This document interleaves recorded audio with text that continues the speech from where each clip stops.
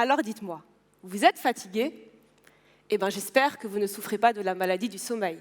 Vous savez, cette maladie tropicale négligée qui est transmise par la mouche tsetse.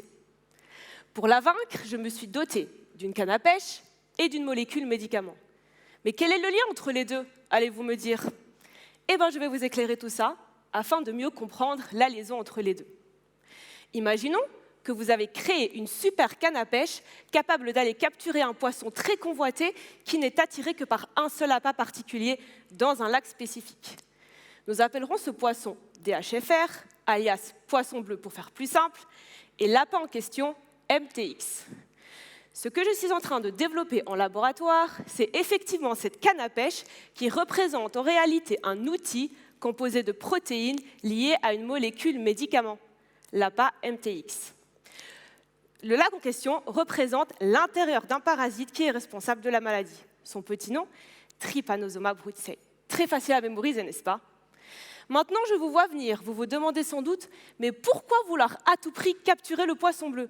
Pourquoi consacrer 4 années de thèse et des nuits blanches juste pour développer une canne à pêche?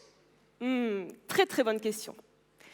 Eh bien, le problème avec l'appât MTX ainsi que pour bien d'autres molécules médicaments, c'est qu'elles peuvent se lier dans votre corps à des cibles qui ne sont pas censées être affectées. Un peu comme si vous essayez d'attirer le poisson bleu, mais que votre appât attire d'autres poissons venimeux, ce qui peut être dangereux. Et donc, ces interactions non voulues entre votre appât et ces autres cibles sont la cause de l'apparition des effets indésirables. Et oui, c'est ce qui vous cause le mal de tête, les nausées, les vomissements et bien d'autres symptômes pas très sympas que vous avez tous sans doute déjà développés un jour lorsque vous avez pris un médicament.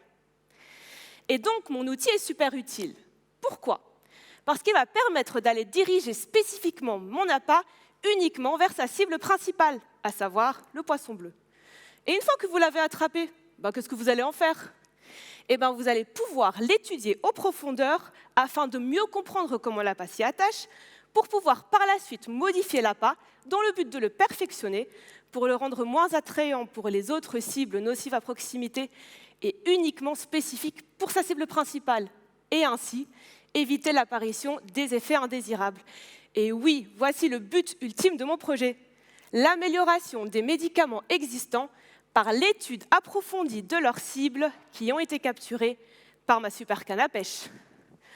En d'autres termes, mon outil, qui est super sélectif, permettra indirectement le développement de traitements plus prometteurs et pourquoi pas même un jour éradiquer cette maladie qui fait ravage en Afrique subsaharienne.